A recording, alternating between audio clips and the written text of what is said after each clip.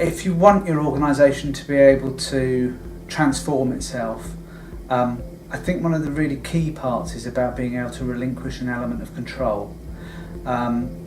With clients that I work with where things work and take off, it's often where they've really been able to give an empowerment, giving trust into the people who work for them, and being able to allow decision making and ideas to be able to start at ground level and permeate through the organisation, rather than it being a top-down, strategically led initiative that will tell everybody what to do.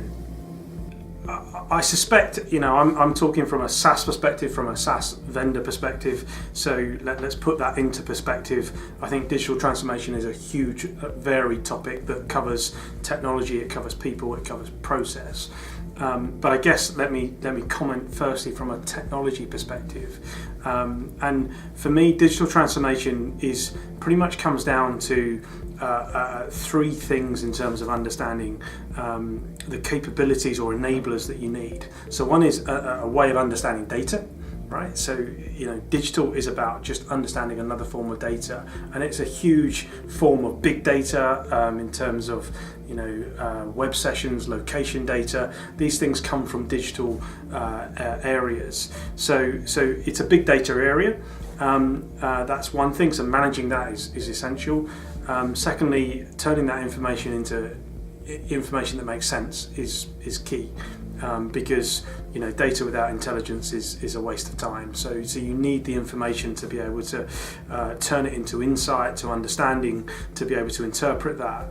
And then the third thing is really simple. You need to take decisions off that information and insight. And some of those decisions can be very big decisions about your market, your strategy. Some of those decisions can be very small decisions about how consumers behave and how you might want to interact at a given place at a given time.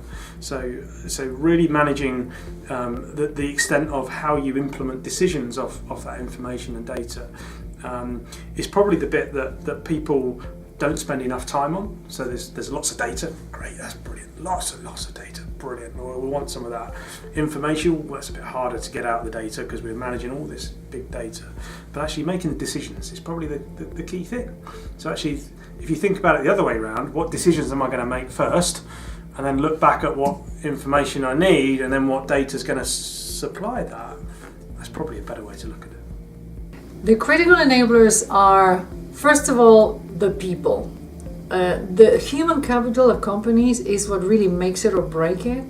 The type of people you recruit, what kind of tacit knowledge you create in the organization, basically knowledge and know-how that is inherent to you that your competitors do not have. That's something that needs to be nurtured, embedded in the culture of the company. People need to be trained. This is how we do things here. This is how we deal with our clients. You have to coin all of that, because tacit knowledge is your biggest defense for competitive advantage. And competitive advantage is also how you position yourself in markets, how do you choose in which markets to enter, and also how well you know your customers. And in these days, data allows you to really get to know how your customers are changing their mindsets and their attitudes, because you see them using your products, you see them behaving online, you see them interacting with your brand through all the media properties that you may have. So having real know-how of how that works allows you to then create better product strategies, better strategy in terms of how you're going to evolve the company. And of course, technology literate. You need to be able to bring systems, dashboards, artificial intelligence, data analytics into the company to accelerate your growth, yet remain very, very human and very positive on having tacit knowledge delivered by the people. The machines will never deliver tacit knowledge. There's a whole media conundrum as to, in the future, the machines will be like humans. It will never happen, because a human being has an inherent right brain that is able to be creative, imaginative, gut feeling, intuitive. This is what you need to nurture in your people. You need to attract people that are willing to go in that journey with you and compete with very specific, clear products that immediately the market recognizes. I think you need very strong leadership with a clear vision of what the change is about and why, because people need to be mobilized. It's going to have an impact on people and their workload and the way they work. So you really need a strong leader with a strong vision. I think the most critical enabler is really a vision and an attitude of innovation within the company.